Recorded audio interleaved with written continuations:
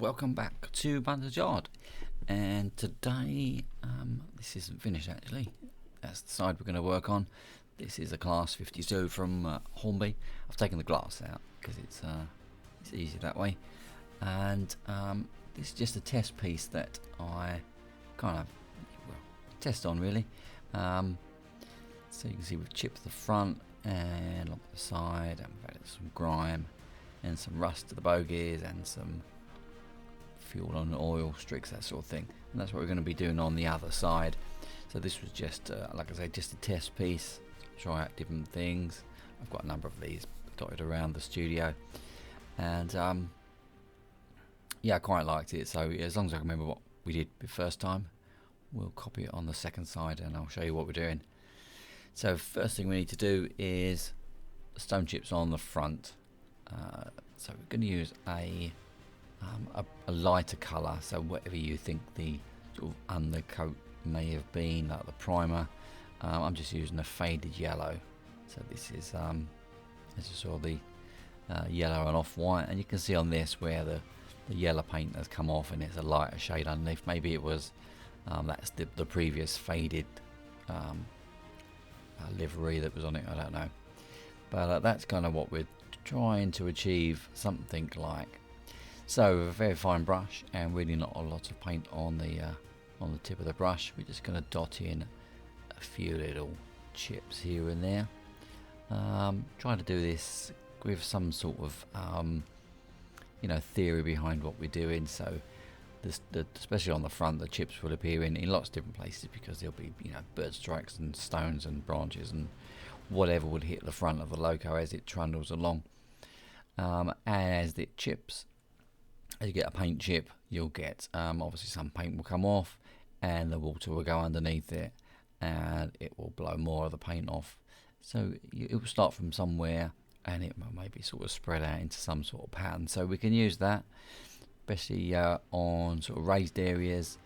They're going to get a little bit more of the sort of the effect, and edges, that sort of thing, that are more prone to getting damaged by passing branches or bodies or whatever the case may be. So take your time with this one. Try to rotate the brush because you end up with like a pattern at the end if you don't. So we're trying to make this as random as you can. It's very difficult to paint things randomly, and that's in better focus now. You can see what I'm doing.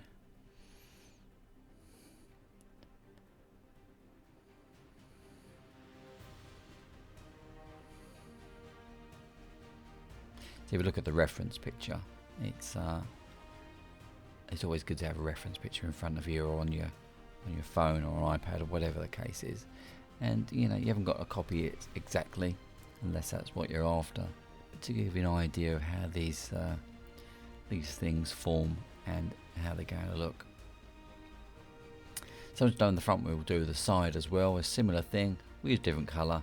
I'm just using the faded version of this red. So this is whole red I've got, which is a Vallejo model colour, and then the off-white, I'm using that again. It doesn't have to be this colour. You can use a primer colour, or you can use rust tone if that's what you want, or you can use silver, or if it maybe was in a previous livery, you might use a BR blue. Entirely up to you, depends on what your backstory is on your loco that you're weathering.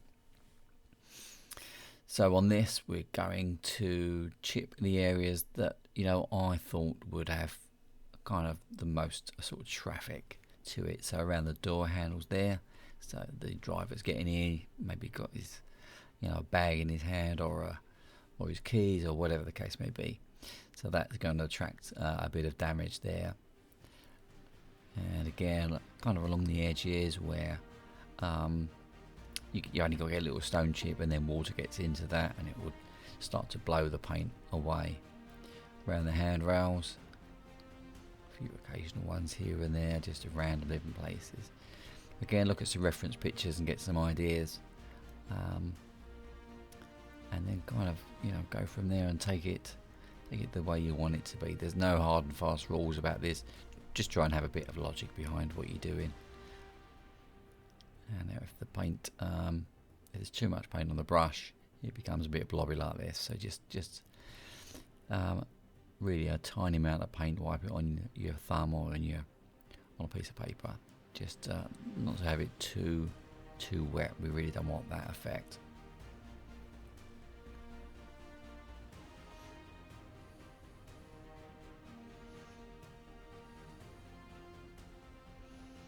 So we've got that step at the bottom there, just underneath the door. That's going to get a bit of traffic from the from all the feet that are going to climb into the cab around this. I'm not sure what it is actually. It needs some sort of inspection hole or whatever. So around there, underneath the vents here.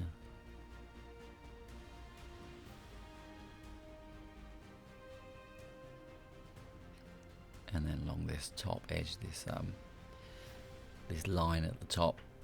So as the drain passes, trees or whatever, it's going to get little knocks here and there. And it only needs a small knock, and that will start the paint coming off. Or just the weather, basically.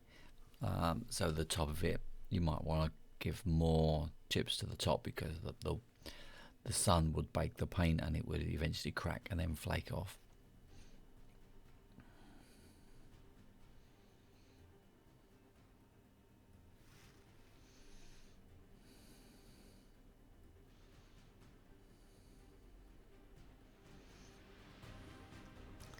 So we need to go along the whole of the model with this.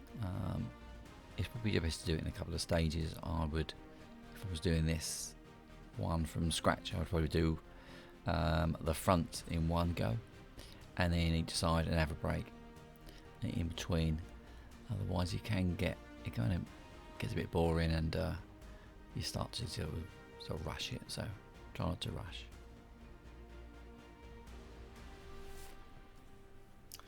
So I've lightly airbrushed on the front a grime colour. So I've used brown violet for this particular one, which is the Model Air, to come straight out of the bottle. And then we're just going to brush it back with a soft brush, just to give this rainy, streaky type of effect on the front. And this brush is ever so slightly dampened.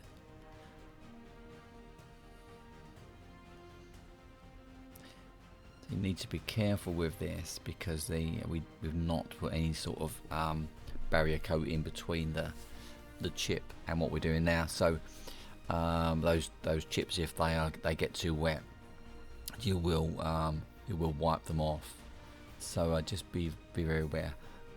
If you've got time, you could use a just like a matte coat in between, a varnish. And that will just seal that in, gives it a bit more protection against any sort of further coats you're going to be doing. And on the side here, you'll see that some of these chips will go as we put the paint on. The paint will then sort of soften those chips we've painted on, and some will possibly lift off if we're not careful. So just need to be mindful of that as we go. So I'm just doing this in stages. I don't want to do too much. If we do the whole thing, especially in acrylics, by the time you get to the other end, after doing any brushing, it will have dried and it will be impossible. So I normally split it up into bits. On this, we'll do it in 3 or 4 different stages. So we're using a brush, it's a flat brush, which is probably a bit wetter than I really would have wanted to use. But anyway, it still does the job. You can see some of the chips may sort of disappear at this stage, which isn't ideal. It's not what I was after. So just again, be mindful of the brush not being too wet. Now as you drag down you'll see that the paint will sort of collect in the places where it normally would, especially at the bottom, along the bottom of the loco body. And things like underneath that, the name panel on the side.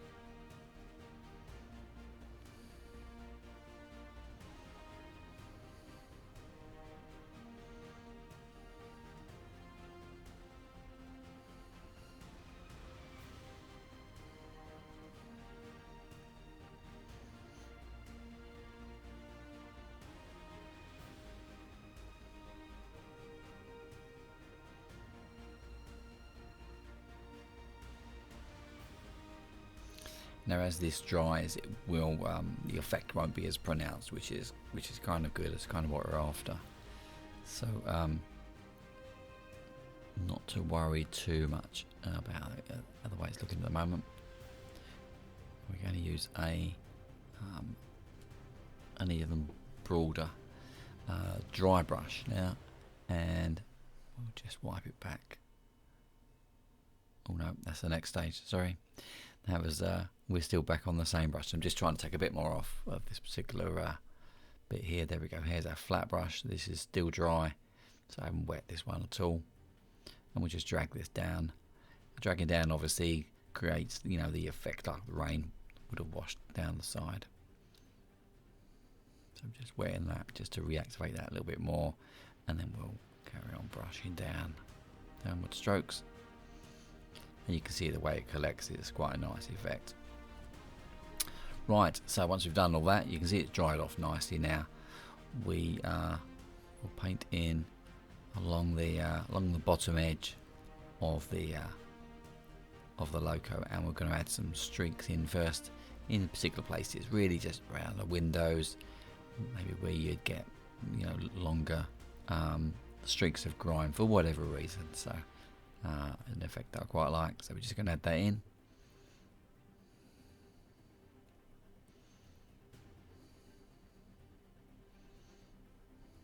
And the airbrush is probably a little bit splattery here. I think it needs a bit of a clean, so I shall do that after this bit. But for what we're doing, it's fine. We're not doing any sort of precise work here.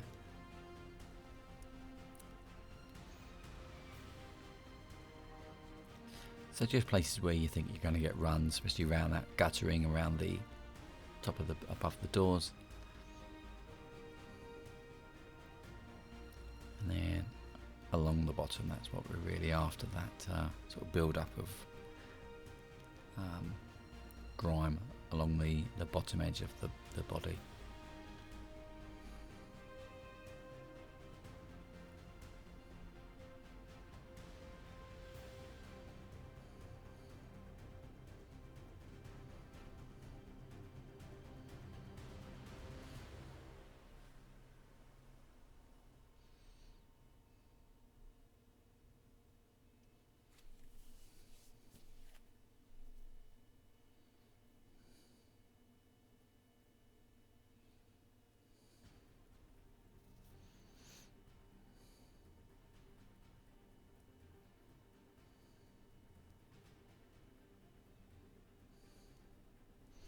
Just build it up in stages, don't try and do it all in one go.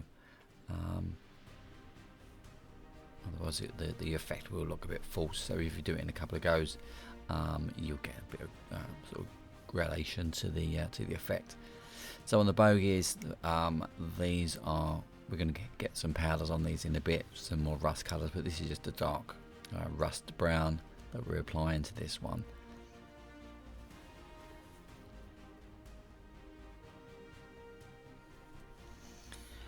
So our next step is to get some soot on this, and we're using just a plain black from a Vallejo. It's a model air colour, so already mixed up, and we're just going fairly gently. The airbrush is turned down a really low pressure, maybe 5 psi, something like that.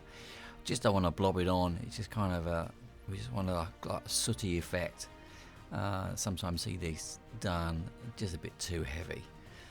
So just filling in the grills a little bit and having a slight sort of run down the body where some of the soot has washed away. But again, just don't want it too heavy, just trying to be fairly subtle, which, as you know, is my middle name, I think. Anyway, so all the grills are going to get it, all these vents here. I'm not sure if they're all exactly exhaust vents, probably not, but anyway. And then just a bit on the top, just to blend the top in a little bit, so it doesn't look too clean, too much of a distinct line between that black, the black panels and the livery.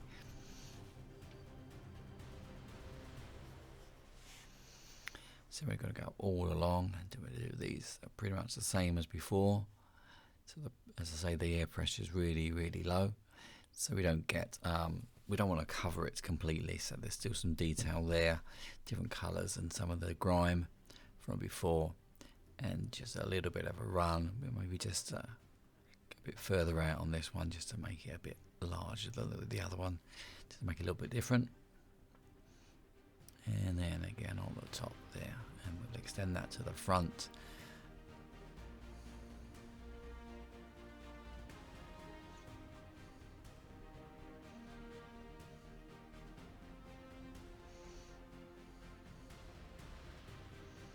It's kind of looking okay, so just finish that bit off as well.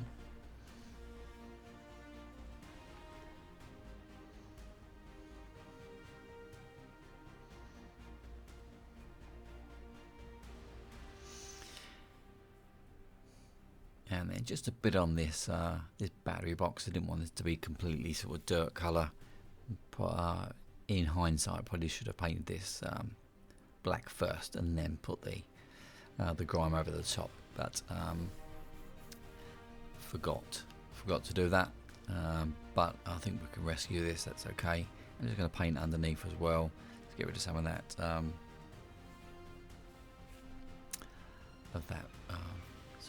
original red moulding colour, just in case it's seen from any angle. And then a little bit on these on the bogies as well, just to sort of simulate some dried grease that's been on there. So just in the centres, maybe a little bit underneath the bogie there. The grease would normally sort of drip down, and that's where it collects underneath, but it gets some dirt on it, and it would go like a thick black.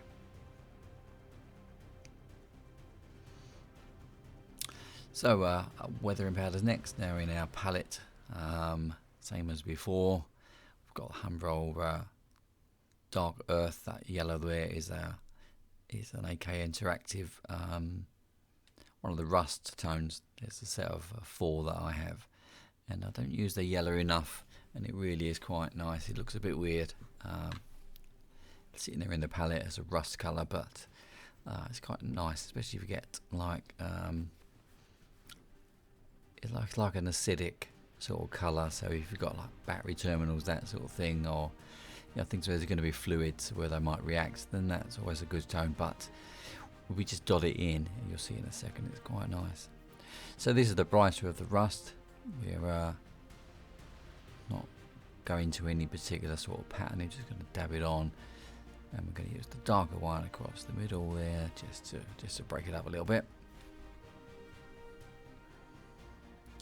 Same on the other one, just a real tiny touch of that yellow. Just going to touch that in just very gently, and then we'll blend it, and it just gives another tone. I think it's quite nice. I quite like it anyway. And then some more of the lighter rust on those mechanical parts at the top, on the springs.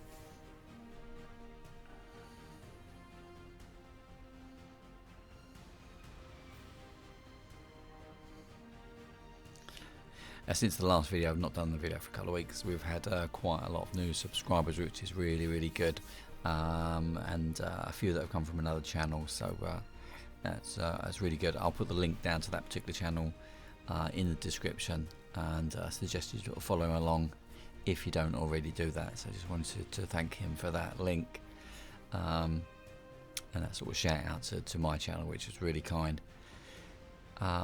If you've joined us today for the first time, then please do subscribe. We're getting close to our 1,000 subscribers now, which is quite exciting for me. Never ever thought we'd get to 1,000. But I'm sort of chuffed that people follow, and still get lots of great comments. So I'm really grateful for that. All very positive. Thank you very much. So we'll continue along with our weathering powders. This is Humbrol Dark Earth, which is one of my favourites. I'm just going to reinforce that sort of bottom line of the grime that we sprayed on earlier on. It just kind of makes that stand out just a little bit more.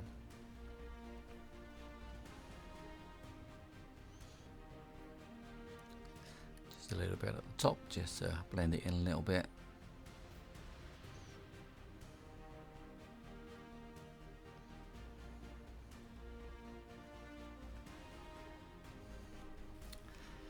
So that's all the weathering powders out of the way, and I'm going to put on a few markings with this white pencil. I'll put the link down to this below. I just like using this pencil. It's much easier than using a brush, and obviously a bit more flexible than using the decals and so on. As long as you're happy with your handwriting, I'm not, but a lot of it's just sort of scribble and scrawl. It doesn't seem to mean a lot. I'm sure they do have meanings, but these things on the side of these are lots of words that are written on and then crossed through, so that's what we're doing. It's just kind of gibberish, some of it. And then this is obviously in the scrap line, so we're going to make this we write scrap on the side, or condemned, or those crosses and with the circles around them. They all mean the same thing. I think they're all condemned. But yeah, that's quite nice, and you can weather over the top of that. So if it's a marking that's been on there for a while, you would do that before you use the weathering powders. That's what I would suggest. Now I meant to edit this bit out, but I'm actually looking for this. There we go. Shafts and grease, shafts and bearings grease from AK Interactive, and I couldn't find it on the bench. That's why there was a little delay there. But this is an enamel paint, so this needs to be the last thing we do. Now, if we're going to put a lacquer on this, you do that first. I'm not, on this particular case, I'm not going to lacquer it at the moment, maybe later. But this will be the last, because this dries with a wet look, and obviously if you lacquer over the top with matte, it will go matte. You just look like black paint. We just dot this on, not too heavily, and it will just soak its way around naturally, like an oil spill would, or a grease spill would do. And that's the idea of this. And it just kind of soaks in and blends in. It's very nice. So we're going to use this in places where we think you would have oil. So if they seem to collect underneath those battery boxes, we're going to just enhance it in a couple of places. Just add a little bit more on. You don't need to do anything apart from just dot it on and then just let it dry. Although you can give it a hand, and we'll do that in a second if we on some of the parts anyway. So on the bogies, on the sort of places where you think the grease may have, or there might be oil leaks and grease runs, that sort of thing. And these bits here, I'm not sure what they are, but I've seen on a couple of images that there seems to be sort of oil, or some sort of streaking comes from there. So that's what we're going to do. We're going to add that in.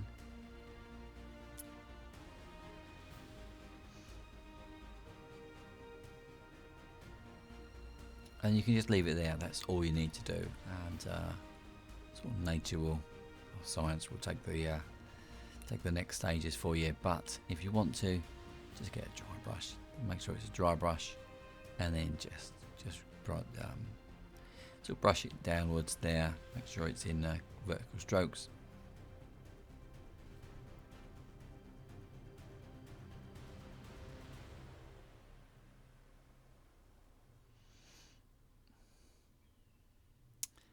And that's it, really.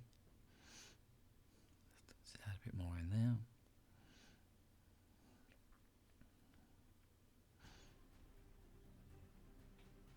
Now again, when this dries, it won't be as black as some of those initial patches look. They will sort of spread out and soak in a little bit more. So that's it, we're done. This is the other side of it, but anyway, it's the one I photographed for the video. So yeah, hope you've enjoyed this one. Something a little bit different again. I don't normally go as sort of scrap as this, but yeah, thanks for joining us, and we'll see you again very soon.